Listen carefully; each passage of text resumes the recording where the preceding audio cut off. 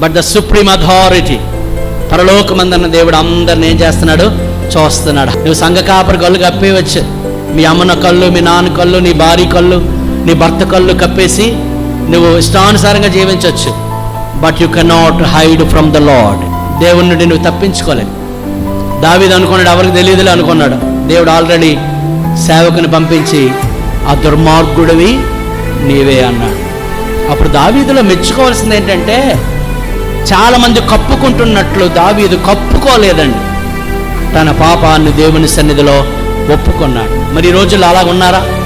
ఒకరు ఏదైనా పాపంలో ఉన్నట్టు దైవ సేవకుని తెలిస్తే, ఎక్కడో తప్పినట్టు దైవ సేవకుని తెలిస్తే దైవ సేవకుడు గద్దించాడు అనుకోండి, అప్పటి నుండి సేవకుని మీద కోపం, అప్పటి నుండి సేవకుని మీద ద్వేషం, అప్పటి నుండి సేవకునితో మాట్లాడవేక.